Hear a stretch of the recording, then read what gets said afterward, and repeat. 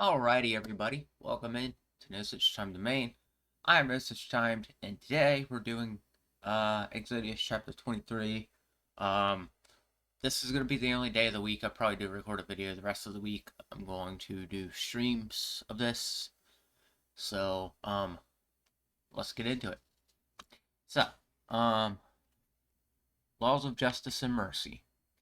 Do not spread false reports. Do not help a guilty person by being a malicious witness. Do not follow the crowd in doing wrong. When you give testimony in a lawsuit, do not pervert justice by siding with the crowd. And do not show your favoritism to a poor person in a lawsuit. If you come across your enemy's ox or donkey wandering off, be sure to return to it. If you see the donkey of someone who hates you fallen under its load, do not leave it there. Be sure to help them with it. So right here, we're back. We're still on laws, actually. Right here, it says do not spread false reports. All right, and this is the problem with a lot of us in today's society. Okay, we have a lot of people out there who they they take what they think is real and they start spreading false rumors about the person. And until you find physical evidence of anything, it's a false rumor. You can look. You can look all day long. But you're going to continue to find out that what you're saying isn't even real. And you need to continue to figure out, that's why we have computers and stuff like that. Because with computers, we can find out information on people if you really want it to. You know, we can do enough of a background search and come to find out that the person that we've blamed for something all along is completely different than what we thought. And that's why, like, you gotta watch what you do. Now, for myself, I have a tendency of ending up in some really bad situations where I do get blamed for a lot of stuff. And sometimes the blame is just something going on with somebody that, like, they saw something, they're like, oh well, he's doing that, and then turn around and it's not even true. So but let's move on. Do not deny justice to your poor people in their lawsuits. Have nothing to do with a false charge, and do not put an innocent or honest person to death, for I will not equate the guilty. So God's saying, um, you know, don't don't charge honest and honest people, innocent or honest people.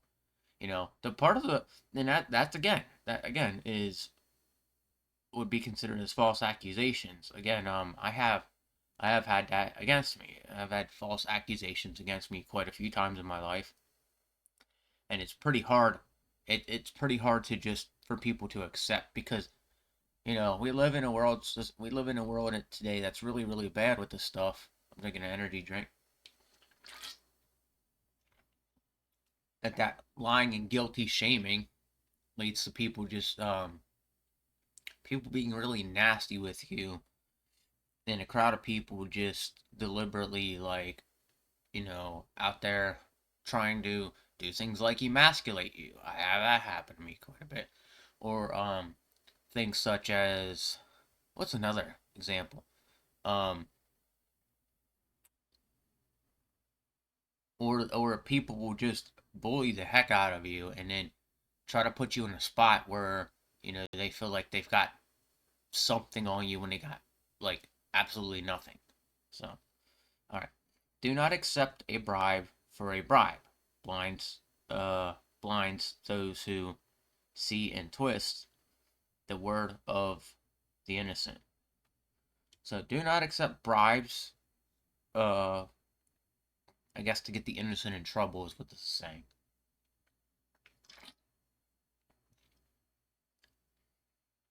Yeah, we see a lot of this in today's society, and that's why, like, these laws here were written specifically by court back then, and they've changed since then, and people don't want to obey these laws that were in the Bible here, and that's kind of weird that we're not doing it anymore. Do not oppress a foreigner. You, your slaves, know it feels to be. You, your slaves, know how it feels to be born foreigners, because you were foreigners in Egypt. Sabbath laws. For 6 days you are to sow your fields and harvest the crop. During the seventh year, let the land lie unplowed and unused. Then the poor among your people may get food from it, and the wild animals may eat what is left. Do the same with your vineyard and your olive grove. 6 days do your work, but on the seventh day do not work. So your ox and your donkey may rest, and so that the slave born in your household and the foreigner living among you may be refreshed. Be careful to do everything I have said to you. Do not invoke the name of other gods. Do not let them be heard on your lips. So, one of the rules here is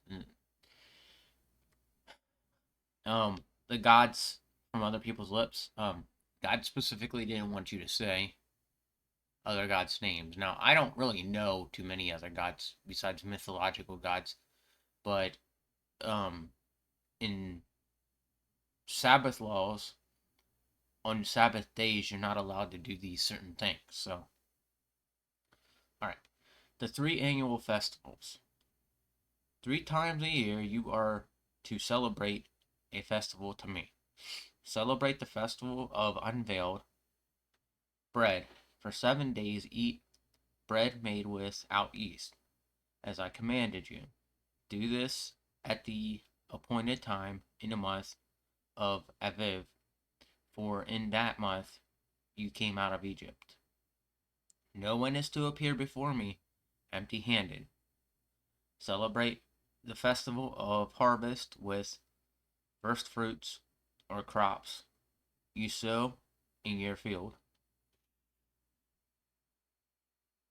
Celebrate the festival of ingathering at the end of the year, when you gather in your crops from the field.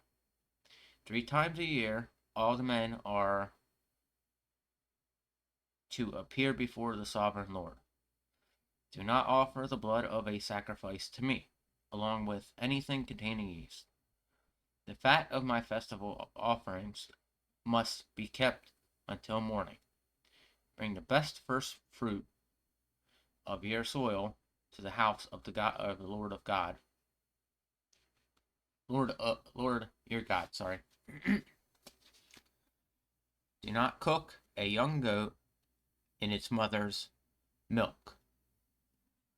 So there's some rules. We're supposed to actually, from what it says here, we're supposed to celebrate the Lord 3 times a year. Now, I don't know when we stopped that, um, because it just doesn't really specify when we were supposed to celebrate him. What we do celebrate the Lord 2 times a year, as far as I know, which is Christmas and we got one more chapter, which is Christmas and Easter. Those are two major holidays I know that we celebrate God in general. So as for the third one, um, I don't know if there is a third one. I'm gonna have to think about what that one would be. But I don't think there's celebration 3 times a year for the Lord. As far as I know, we only celebrate twice a year. So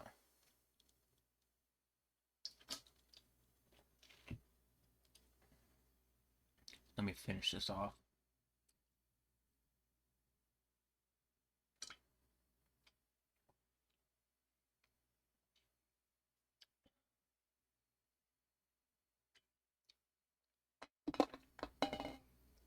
All right. So, all right. This one's called God's angel to prepare the way.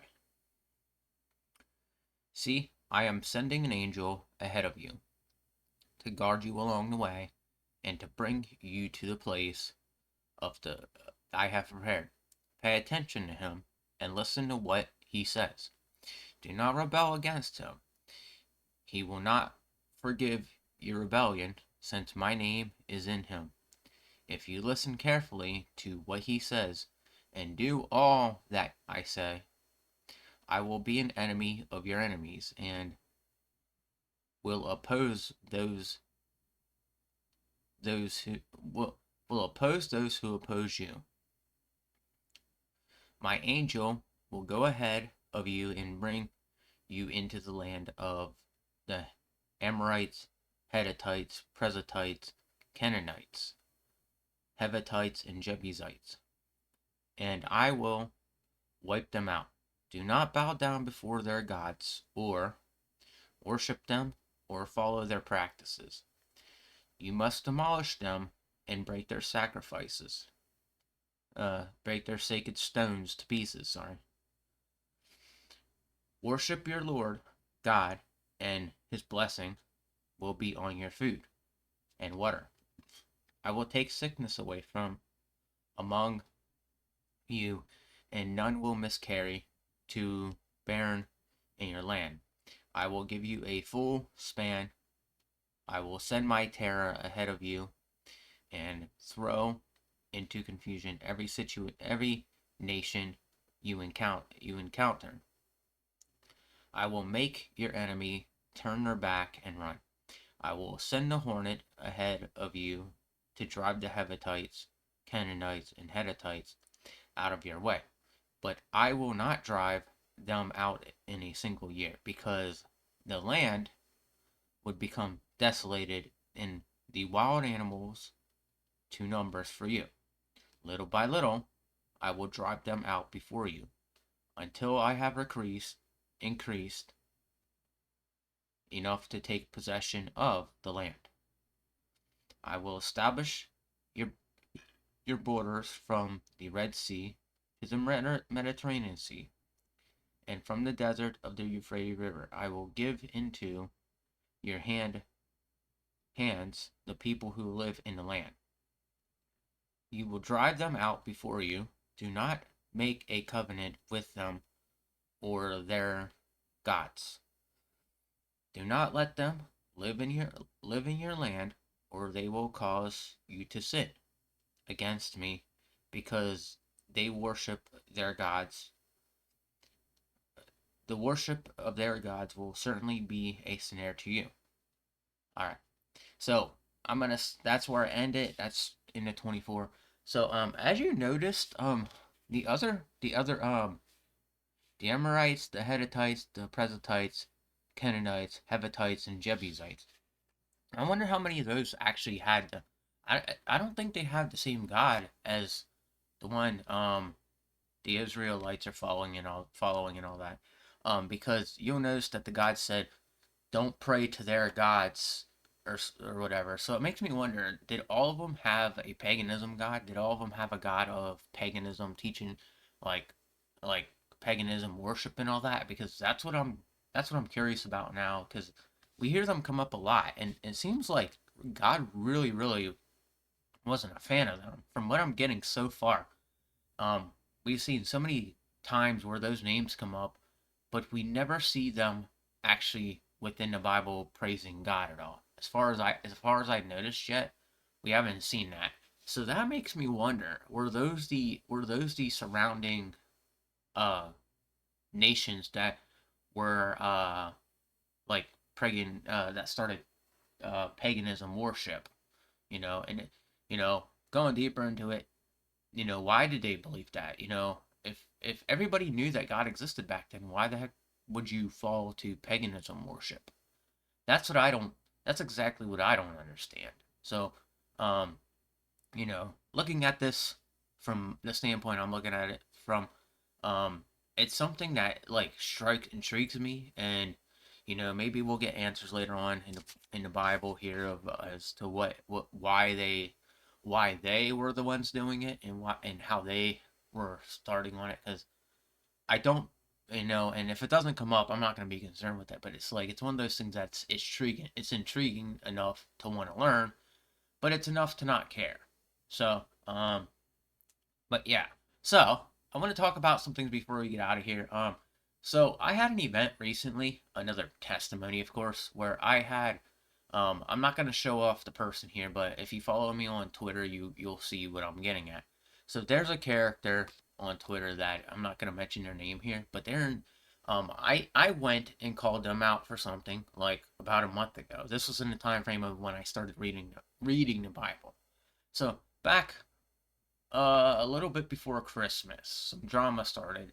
Something happened with somebody, and somebody explained to me, well, this person might be involved with it. So I went and I said something to them, and as of recently, I've noticed posts popping up about this person. I'm like, okay, what is going on here? Well, after I called this guy out, something must have really happened because he's now in trouble with somebody much bigger than him, and he's releasing AI imagery of people like Taylor Swift. Now, I called this guy out like a month ago, but now he's in absolute trouble. And the only thing I can say is like that all just caught up to him, whatever he was doing. And when I went and called him out, this is how it normally works. I don't know why, it is. But there's always something that ends up coming out on him. All right. I don't know what it is, but maybe when I call somebody out, there's always God planted there. Okay.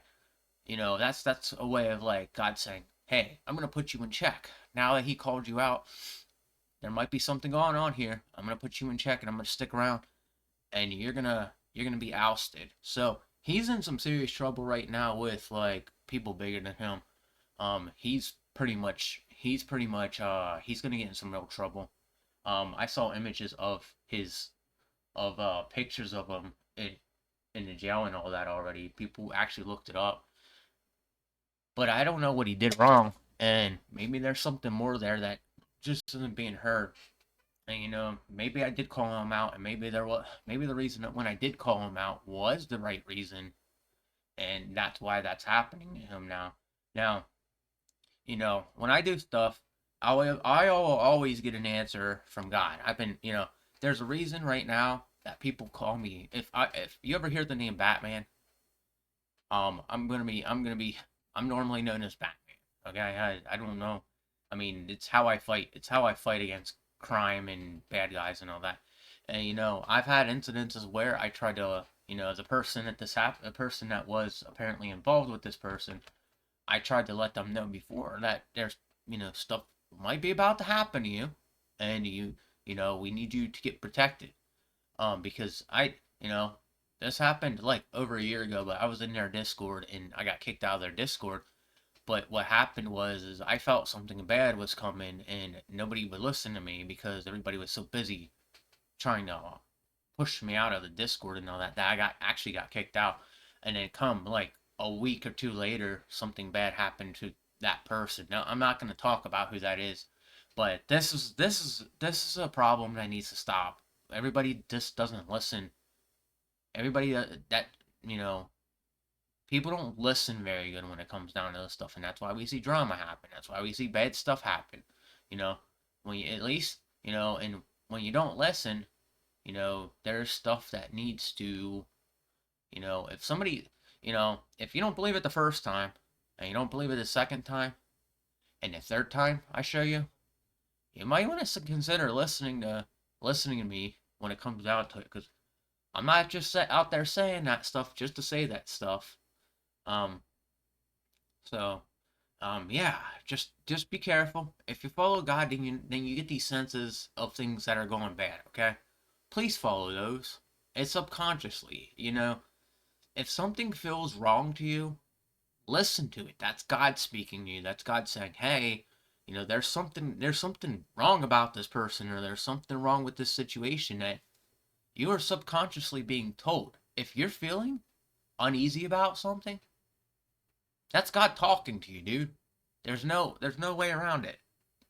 And when people don't believe in God and you feel bad about something, which a lot of people don't even describe it, but you have a thing that gives you the feeling of when something doesn't feel right. All right, follow that. Make sure you understand that, because that's how you get connected with God. I follow it all the time, and yes, I followed it all the time, and I've had things happen to me where I got in some serious trouble over it. But hey, I followed what I saw was right, and when something seemed off to me, I spoke up about it, and I try my best to do what I could for the situation to be better. And sometimes, you know, I've been, as of recently, I've been called a hero. So I really, really, I have a good intuition. And if you have a good intuition, follow that. Follow that, because that is God speaking to you, you know? And that's where people go wrong with that stuff. People call me Batman now because I follow my intuition a lot, and when my intuition says something as bad is about to happen, or there's some darkness around me, I can't help but like feel uneasy about it. So I follow that intuition, and that's what keeps me so connected to God. So if you're struggling with that area, um, I don't know if I can make a video on it, but I will try to do my best in the future to make a video on following God, and exactly what God tells you. It's always a feeling. It's always a feeling. Trust me. It's built inside of you, there for you to follow, and that's how you get deeply connected with God, and that's how you get some really incredible miracles happening. And that's what I suggest to people. I'm trying to teach some people now how to follow that kind of stuff, but it's just really really hard and difficult to follow. It isn't always a vision. It's always more of a feeling. Sometimes it's about giving everything you have right now up to your God and just following the messages God's sending your way. Yeah, sometimes things are like really really hard to understand, and sometimes they even confuse me. But hey, you know, um, the ones I do follow are the ones I feel like the most positive about, and usually there's a positive outcome. So with that said, guys, I hope you liked this here. If you did, please subscribe to the channel. If you did like it, hit the notification bell also after subscribing to get more from me and hear the Bible. And until then, guys, take it easy, and I'll be seeing you tomorrow. Um, God bless.